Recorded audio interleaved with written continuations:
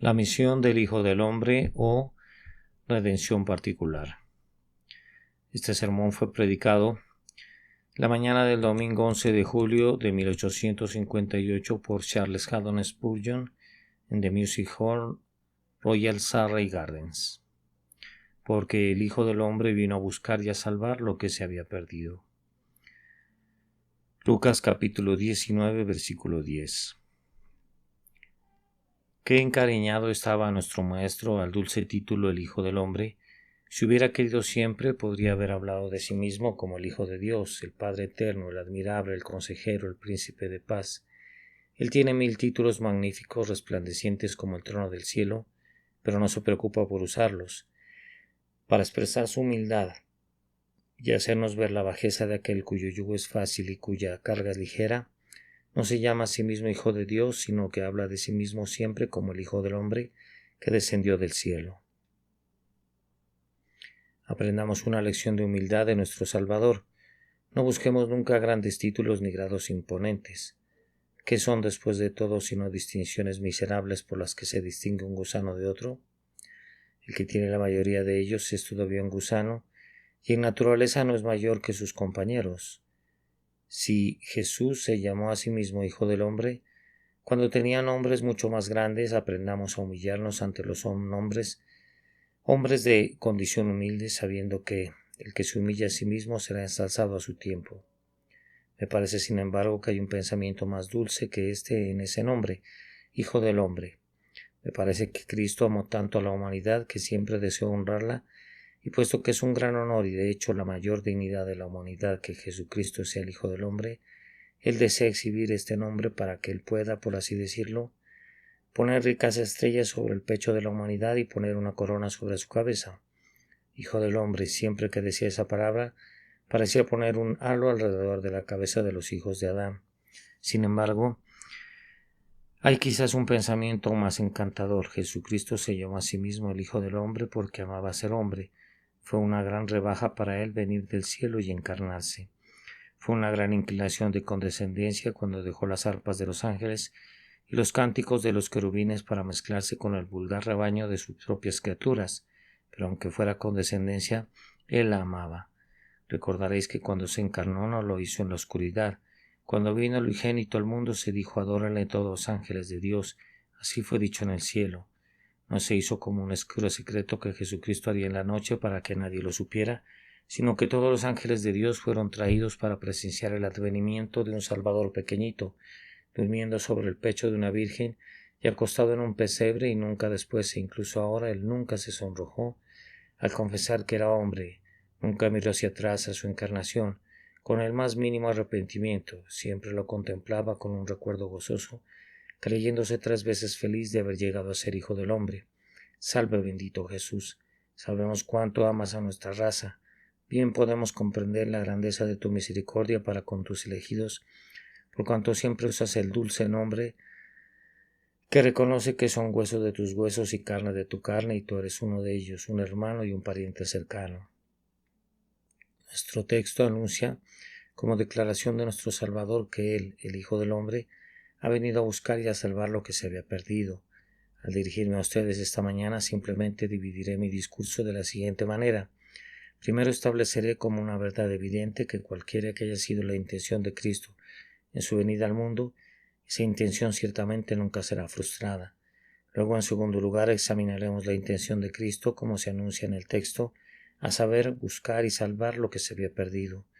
Luego, para concluir, derivaremos una palabra de consuelo y tal vez de advertencia de la intención de nuestro Salvador al venir al mundo para buscar y salvar lo que se había perdido. Primero, tú sabes que ha habido una discusión muy grande entre todos los cristianos acerca de la redención de nuestro Señor Jesucristo. Hay una clase de hombres que creen en lo que se llama la redención general, afirmando que es una verdad indudable que Jesucristo derramó su sangre por todos los hombres y que la intención de Cristo en su muerte fue la salvación de los hombres considerados en conjunto. Sin embargo, tienen que pasar por alto el hecho de que en el caso de la intención de Cristo se frustraría en cierta medida. Hay otros de nosotros que sostenemos lo que se llama la doctrina de la redención particular o expiación limitada. Concebimos que la sangre de Cristo fue de un valor infinito, pero que la intención de la muerte de Cristo nunca fue la salvación de todos los hombres, porque si Cristo hubiera diseñado la salvación de todos los hombres, sostenemos que todos los hombres se habrían salvado. Creemos que la intención de la muerte de Cristo es igual a sus efectos y por lo tanto comienzo esta mañana anunciando lo que considero una verdad evidente, que cualquiera que haya sido la intención de Jesucristo al venir al mundo, esa intención ciertamente se cumplirá.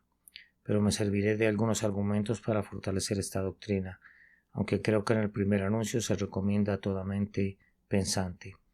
En primer lugar, parece ser inconsistente con la idea misma de Dios que Él alguna vez pretenda algo que no deba llevarse a cabo.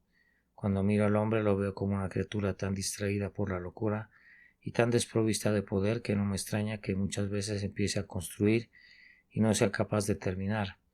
No me asombra cuando pienso cuánto hay que está fuera de control del hombre, que cuando él a veces se propone hacer una cosa, a veces Dios obra muy diferente de los planes del hombre. Veo al hombre como el insecto de un día, una mera mota en la hoja del laurel de la existencia, y cuando lo veo como una mera gota en el gran mar de la creación, no me sorprende que cuando es ambicioso a veces forme en sí mismo grandes designios que no puede realizar porque las ruedas de la providencia y el destino a menudo van en contra de todos los caprichos de su voluntad. Pero cuando pienso en Dios cuyo nombre es Yo soy el que yo soy, el que existe por sí mismo, en quien vivimos, nos movemos y existimos, quien es desde la eternidad y hasta la eternidad, el Dios Todopoderoso, cuando pienso en Él como llenando la inmensidad, teniendo todo el poder y la fuerza, sabiendo todas las cosas, teniendo una plenitud de sabiduría, no puedo asociar con tal idea de Dios la suposición de que siempre fallará en alguna de sus intenciones. Me parecería que un Dios que pudiera tener la intención de algo y fallar en su intención no sería Dios, sino una cosa como nosotros, tal vez superior en fuerza, pero ciertamente no merecedor de adoración. No puedo pensar en Dios como un Dios verdadero y real como Jehová, sino como un ser que lo que quiere lo cumple, quien habla y se hace, quien manda y se mantiene firme para siempre, establecido en el cielo. Por lo tanto, no puedo imaginar, dado que Jesucristo fue el Hijo de Dios, que en su expiación y redención, su verdadera intención y deseo puedan de alguna manera ser frustrados. Si yo fuera un sociniano y creyera que Jesucristo es un mero hombre, podría por supuesto imaginar que el resultado de su redención sería incierto, pero creyendo que Jesucristo era verdadero de Dios, igual y coeterno con el Padre, no me atrevo, por temor a ser culpable de presunción y blasfemia, a asociar con este nombre de Jehová Jesús cualquier sospecha de que el propósito de su muerte permanecerá incumplido. Pero nuevamente tenemos ante nosotros el hecho de que hasta ahora todas las obras de Dios han cumplido su propósito. Cada vez que Dios ha pronunciado una profecía por boca de sus siervos, ciertamente se ha cumplido. Los instrumentos para lograr este propósito a menudo han sido los hombres más divisos y rebeldes. No tenían intención alguna de servir a Dios, han ido en contra de sus leyes, pero observarás que cuando han corrido salvajemente, su bocado ha estado todavía en su boca y su brida en sus mandíbulas. Un gran monarca ha actuado como leviatán en el mar, se ha movido a donde ha querido, ha parecido poderoso entre los hijos de los hombres. Todo el resto de la humanidad era como pececillos, mientras que él era un enorme leviatán. Pero descubrimos que Dios ha estado anulando sus pensamientos, que ha concebido en el cuarto de su consejo, que las especulaciones más descabelladas de su ambición, después de todo, no han sido más que el cumplimiento de los severos decretos de Jehová. Mira al exterior a través de todas las naciones de la tierra y dime, ¿hay alguna profecía de Dios que haya fallado? ¿No puedes todavía decir ninguno de ellos faltó con su compañero? Cada palabra de Dios ciertamente se ha cumplido. Los reyes de la tierra se levantaron y consultaron juntos contra el Señor y contra su ungido, diciendo, rompamos sus ataduras y echemos de nosotros sus cuerdas. Pero el que está sentado en los cielos se rió de ellos, el Señor se burló de ellos. Aun así, Él obró su propia voluntad soberana, que hicieran lo que quisieran. Dios estaba sobre todos ellos, reinando y gobernando para siempre. Entonces, si el propósito de Dios en la providencia ciertamente nunca ha sido frustrado, debo pensar que el propósito de Dios en el glorioso sacrificio de Jesucristo será nulo e inválido. Si hay alguno de vosotros que ha llegado a tal desvío del intelecto como para concebir que, al realizarse una obra menor, una mayor fracasará, debo dejaros a vosotros mismos Contigo no podría discutir, pensaría que eres incapaz de discutir. Ciertamente, si Dios el Maestro, el Juez, el Rey, ha hecho en todas las cosas según su propio placer en este mundo inferior, en la mera creación y conservación de los hombres, no es de soñarse ni por un momento que cuando Él se inclina desde lo más alto del cielo para dar la sangre de su propio corazón por nuestra redención, Él será frustrado en eso. No, aunque la tierra y el infierno estén contra Él, todo propósito de Jesús en la cruz será consumado, y como el precio fue completado, así será la compra. Así como los medios fueron completamente provistos, así se cumplirá el fin, hasta el último ápice y tilde. Pero nuevamente los invito a pararse al pie de la cruz y contemplar a Jesucristo, y luego les diré si pueden imaginar que Jesucristo pudo haber muerto en vano en alguna medida. Ven, creyente, ponte en el jardín de Getsemaní, escóndete entre esos olivos oscuros y escucha a ese hombre que está en agonía. Escucha sus gemidos. ¿Los escuchas? Son los gemidos de un Dios encarnado. ¿Escuchas esos suspiros? ¿Los escuchas? Son los suspiros del Hijo del Hombre. Dios sobre todo bendito por los siglos. ¿Oyes esos fuertes gritos y ves esas lágrimas? Son el llanto y las lágrimas de aquel que es igual a su Padre, pero que condescendió a ser hombre. Levántate porque ha resucitado. Judas lo ha traicionado y se lo ha llevado. Mira en ese terreno. ¿Ves esos coágulos de sangre? Ese es el sudor de sangre que Jesucristo, hombre. Te suplico que respondas a esta pregunta. De pie en el jardín de Getsemaní, con esos coágulos de sangre manchando la escarcha blanca de esa fría medianoche, ¿puedes creer que uno de esos coágulos de sangre caerá al suelo y no cumplirá su propósito? Te desafío, oh cristiano, sean cuales sean tus opiniones doctrinales, a que me digas sí a una pregunta como esa. ¿Puedes imaginar que un sudor de sangre de las venas de la deidad encarnada caerá alguna vez al suelo y fallará? Pues, amados, la palabra de Dios que sale de su boca no volverá al vacía, sino que hará lo que Él quiere.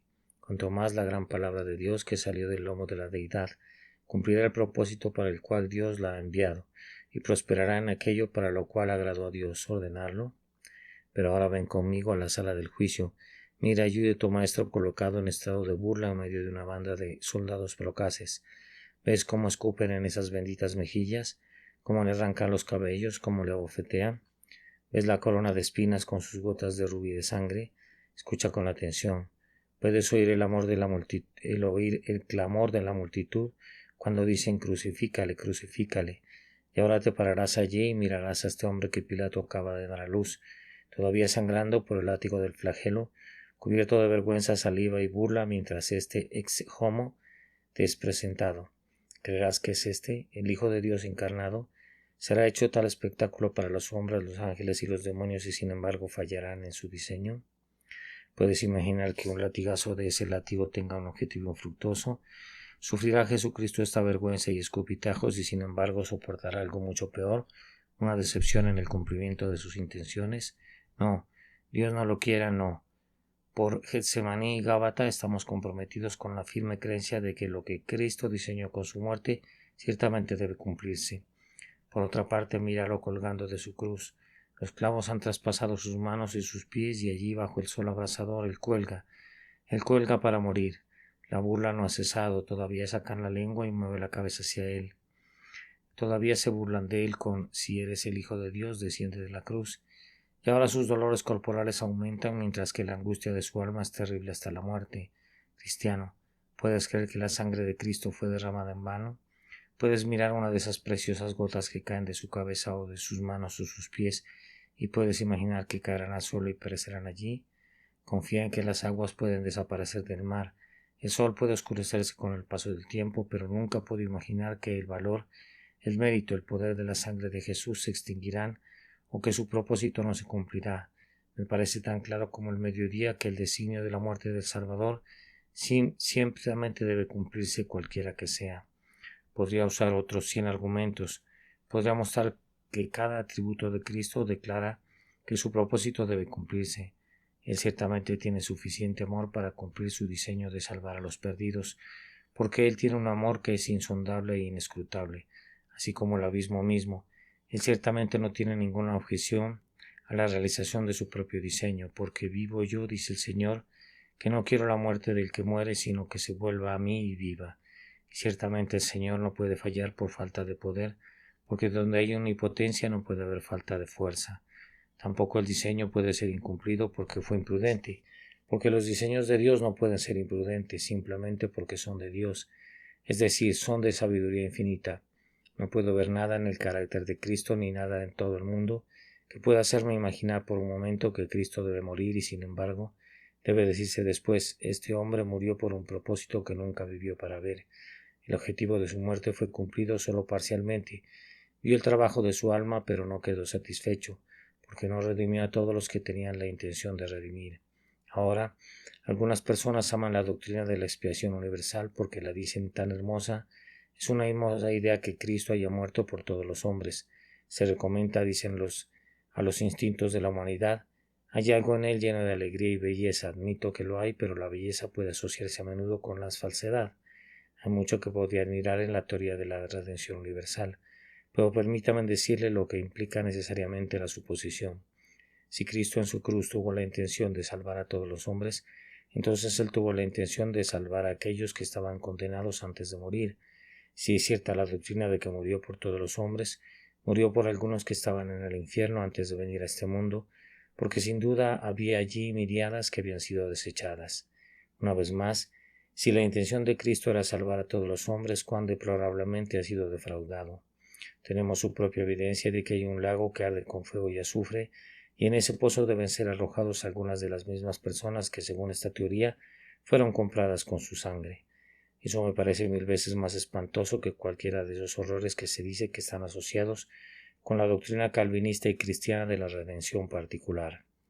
Pensar que mi Salvador murió por los hombres en el infierno me parece una suposición demasiado horrible de imaginar que Él fue el sustituto de los hijos de los hombres y que Dios, habiendo castigado primero al sustituto, castigó nuevamente a los hombres. Me parece estar en conflicto con cualquier idea de justicia, que Cristo ofreciera una expiación y satisfacción por los pecados de los hombres y que después esos mismos hombres fueran castigados por los pecados que Cristo ya había expiado. Me parece la monstruosidad más maravillosa que jamás podría haber sido imputada a Saturno, a Juno, sí, al dios de los estranguladores, o a los más diabólicos demonios paganos. Dios no permita que pensemos así de Jehová el justo y sabio. Si Cristo ha sufrido en lugar del hombre, Dios es fiel y justo para perdonar nuestros pecados y salvarnos de toda maldad. Segundo, he expresado así el primer pensamiento de que la intención de la muerte de Cristo no puede ser frustrada, y ahora me parece que todos escucharán ansiosamente y todo oído estará atento y de todo corazón surgirá la pregunta: ¿cuál fue entonces la intención de la muerte del Salvador? ¿Y es posible que yo pueda tener una parte en ella? Entonces, ¿por qué murió el Salvador y existe la más mínima probabilidad de que yo tenga alguna suerte o parte en esa gran expiación que Él ha ofrecido? Amados, mi texto es la respuesta a la pregunta. El Hijo del Hombre vino a buscar y a salvar lo que se había perdido. Ahora nuestro texto nos dice dos cosas. Primero, los sujetos de la expiación del Salvador, los perdidos, y en segundo lugar, el propósito de esto, Él vino a buscar y salvar. Ahora debo esforzarme por elegir los objetos de la expiación del Salvador. Vino a buscar y a salvar lo que se había perdido. Algunos de ustedes pueden volver la cabeza de inmediato y concluir que hasta ahora no han dado evidencia de que tienen parte alguna en la muerte de Cristo. Eres muy buena persona, nunca hiciste mucho mal, tal vez un poco de vez en cuando, pero nada en particular perturba tu conciencia. Tienes la noción de que ciertamente entrarás en el reino de los cielos porque no eres peor que tus vecinos, y si no eres salvo, Dios ayuda a otras personas. Si no vas al cielo, ¿quién lo hará? Estás confiando en tus propias buenas obras y creyendo que eres justo. Ahora vamos a decir tu caso de una vez, puesto que os avergonzáis de poneros entre los que se pierden.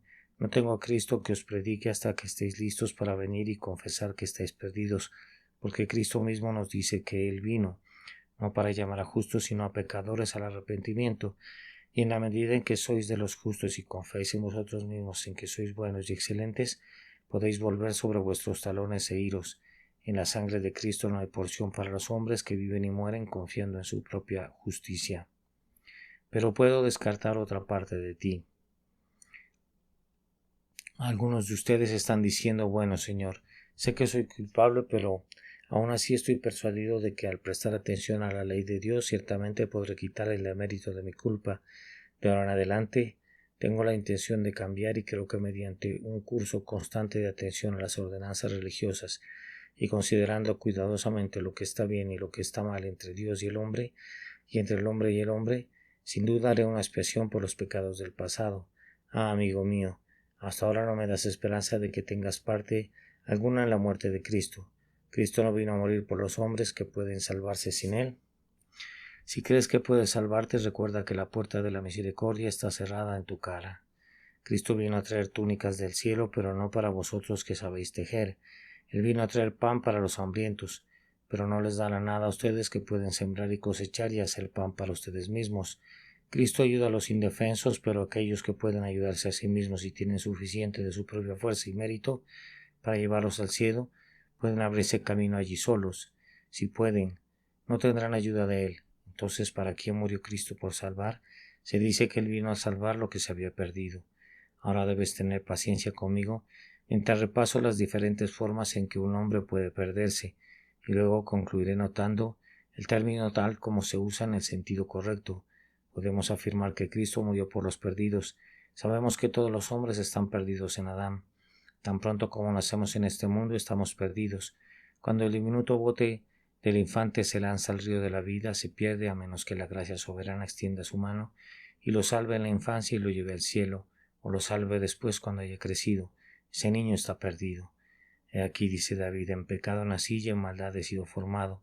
En pecado me concibió mi madre. En Adán todos mueren. La caída de Adán fue la caída de la raza humana, entonces tú y yo y todos nosotros caímos.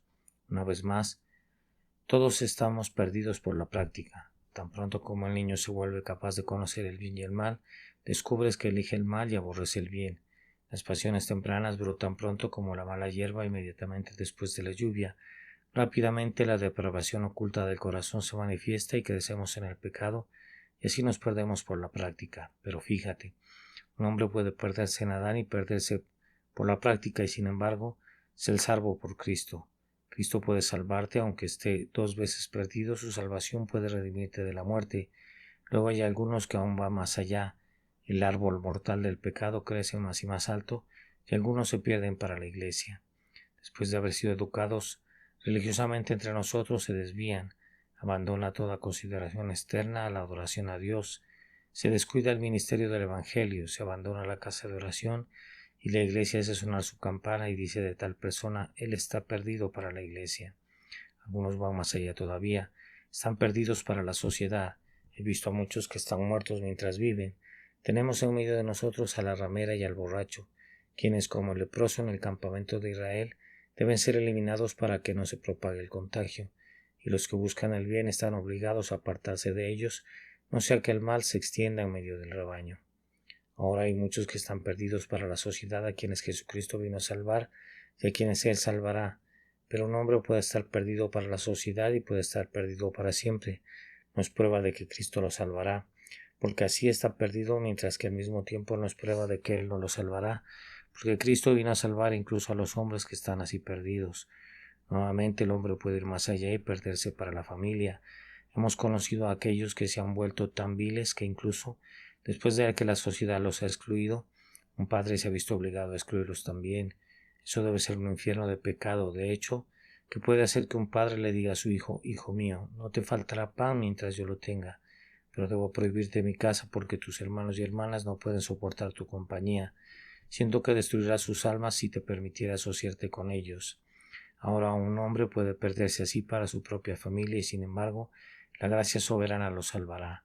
Pero fíjate, un hombre puede estar perdido para su familia y sin embargo no ser salvo, si ese puede ser el aumento de su condenación, que pecó contra las oraciones de una madre y contra las exhortaciones de un padre. Ahora les diré, las personas a quienes Cristo salvará son aquellos que están perdidos para sí mismos. Imagínense en un barco en el mar pasando por una tormenta. El barco tiene una fuga y el capitán les dice a los pasajeros que teme que se haya perdido. Si están lejos de la orilla y tienen una fuga, bombean con todas sus fuerzas mientras les quedan fuerzas. Buscan reprimir el elemento destructor. Todavía piensan que no están del todo perdidos mientras tengan energía para usar las bombas. Por fin ven que el barco no se puede salvar. lo dan por perdido y saltan a los botes. Los barcos están navegando durante muchos días, llenos de hombres que tienen muy poca comida para comer. Están perdidos, decimos, perdidos en el mar, pero ellos no lo creen así, todavía albergan la esperanza de que tal vez algún barco extraviado pase por allí y los recoja. Hay un barco en el horizonte. Fuerzan la vista para mirarlo, se animan unos a otros, ondean una bandera, rasgan sus vestiduras para alzar algo que llame la atención, pero ésta fallece, llega la noche negra y se olvidan. Por fin se ha terminado el último bocado de comida. Las fuerzas les fallan y dejan los remos en la barca y se echan a morir. Puedes imaginar entonces lo bien que se entiende el terrible significado del término perdido. Mientras les quedaban fuerzas sintieron que no estaban perdidos. Mientras pudieron ver una vela sintieron que todavía había esperanza. Mientras quedaba una galleta mojosa o una gota de agua no lo daban todo por perdido. Ahora la galleta se ha ido y el agua se ha ido. Ahora la fuerza se ha ido y el remo está quieto. Se acuestan a morir uno al lado del otro, meros esqueletos, cosas que deberían haber estado muertas hace días, se hubieran muerto cuando cesó todo disfrute de la vida. Ahora saben, digo, lo que es estar perdido, y al otro lado de las aguas sin orillas, les parece oír su toque de difuntos replicando esa terrible palabra, perdidos, perdidos, perdidos.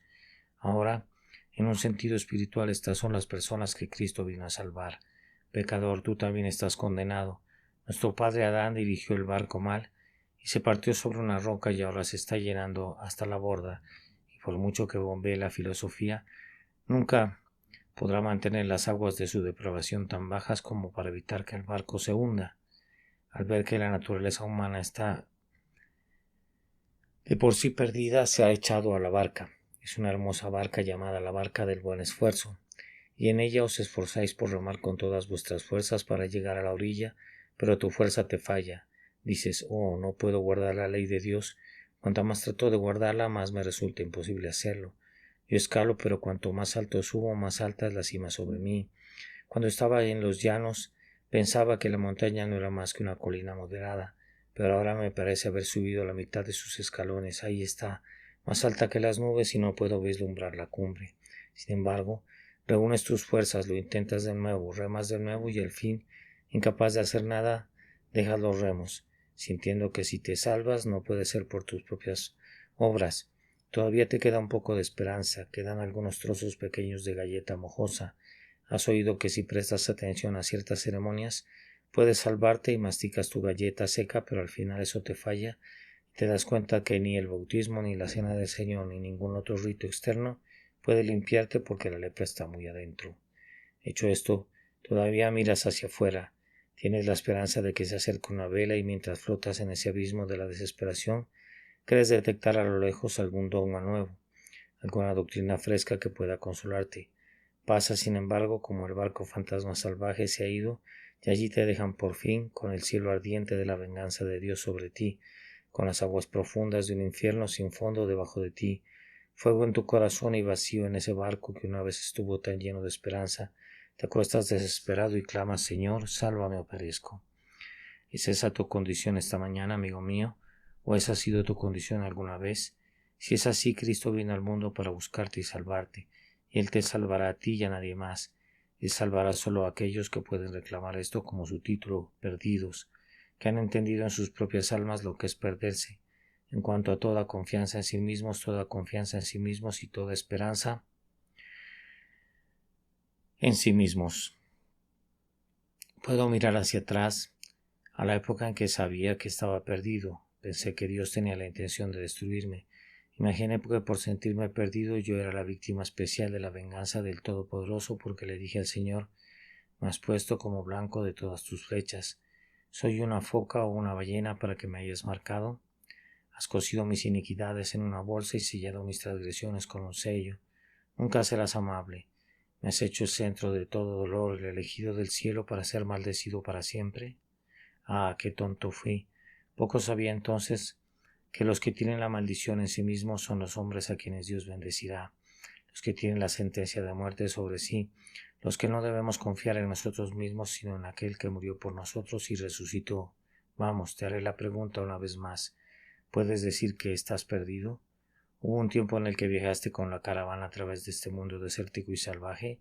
Has dejado la caravana con tus compañeros y te has quedado en medio de un mar de arena, un desierto árido sin esperanza, y miras a tu alrededor y no ves ayudante, y miras a tu alrededor y no ves confianza.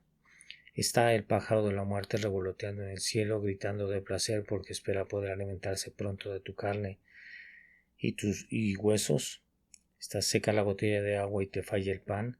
Has consumido lo último de tus dátiles secos y bebido lo último de esa agua salobre de la botella, y ahora estás sin esperanza, sin confianza en ti mismo, listo para acostarte en la desesperación. Escucha, el Señor tu Dios te ama, Jesucristo te ha comprado con su sangre. Serás suyo.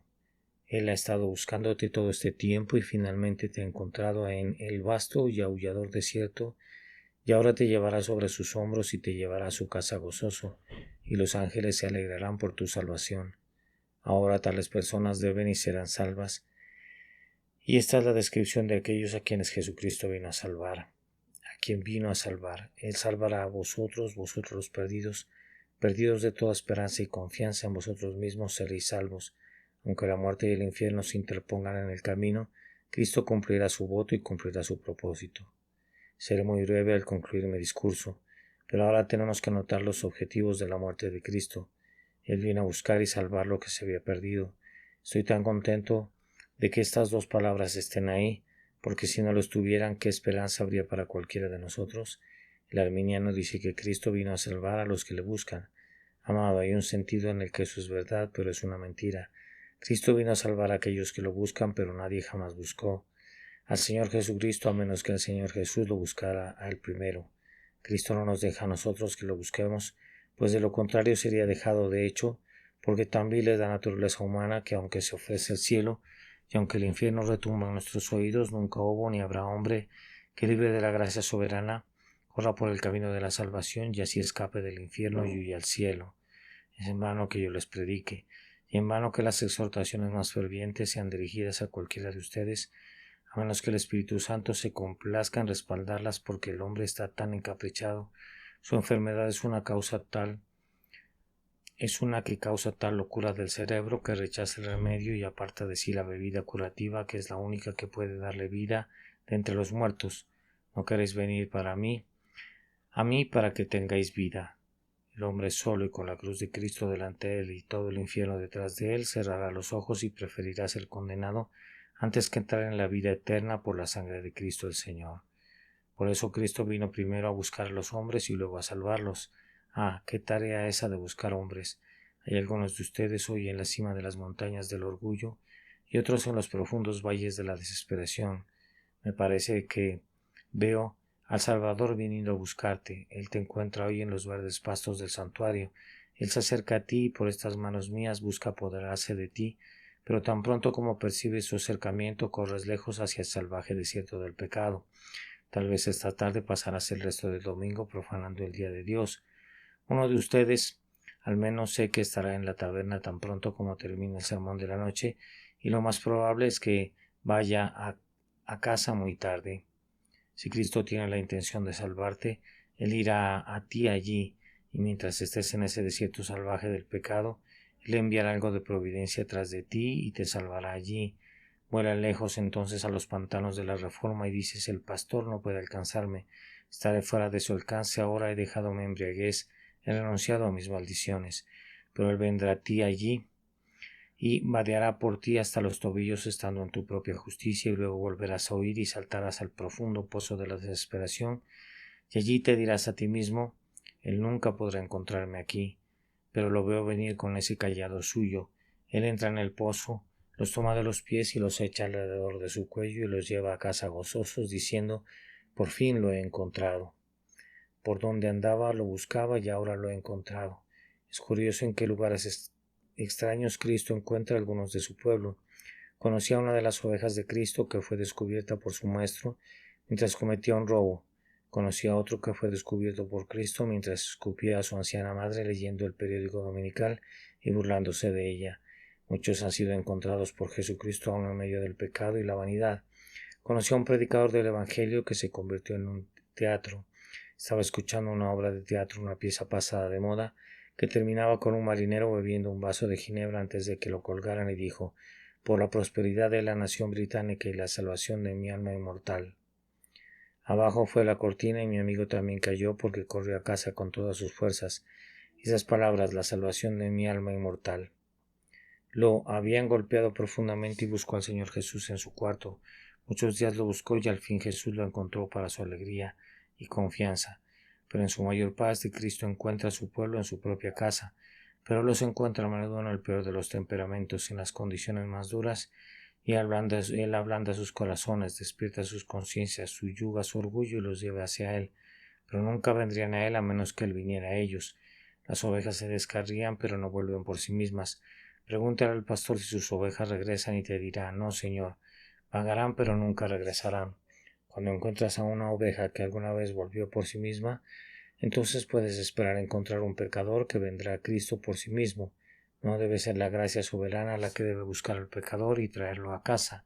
Y cuando Cristo lo busca, lo salva, habiéndolo atrapado. Finalmente, como el carnero de antaño y las espinas de la convicción, no toma un cuchillo y lo mata como el pecador espera, sino que lo toma de la mano de la misericordia y comienza a consolarlo y a salvarlo. Oh pecadores perdidos, el Cristo que os busca hoy en el ministerio y que os ha buscado muchos días por su providencia os salvará. Primero te encontrará cuando te hayas vaciado de ti mismo y luego te salvará. Cuando te desnudes te dará el mejor vestido y te lo pondrá. Cuando estés muriendo, Él soplará vida en tus fosas nasales.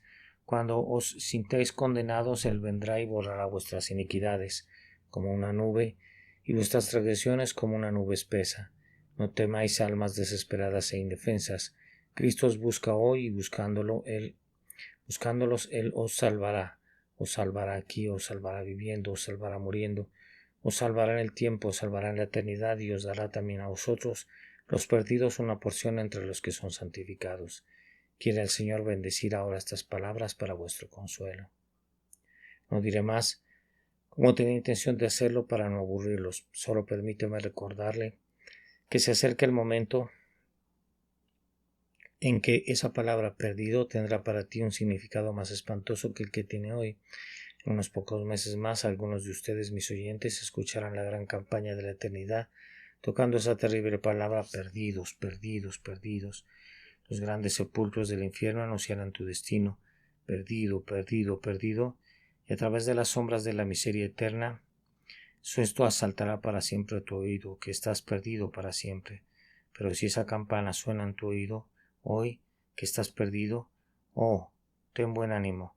Es algo bueno estar perdido, es algo feliz estar perdido para uno mismo y perdido para el orgullo y perdido para esperanza carnal. Cristo te salvará. Cree esto, míralo mientras cuelga de su cruz. Una mirada te dará consuelo. Vuelve tus ojos llorosos hacia Él mientras Él sangra allí, en la miseria. Él puede, Él lo hará salvarte. Creed en Él, porque el que creyere y fuere bautizado será salvo. El que no cree debe ser condenado. Pero cualquiera de los perdidos que ahora se arroje a sí mismo en Cristo Jesús encontrará la vida eterna a través de su muerte y justicia. Quiere el Señor reunir ahora a sus ovejas perdidas por causa de Jesucristo. Amén. La misión del Hijo del Hombre o redención particular. Este sermón fue predicado la mañana del domingo 11 de julio de 1858 por Carlos Haddon Spurgeon en The Music Hall, Royal Surrey Gardens. Porque el Hijo del Hombre vino a buscar y a salvar lo que se había perdido. Lucas capítulo 19, versículo 10.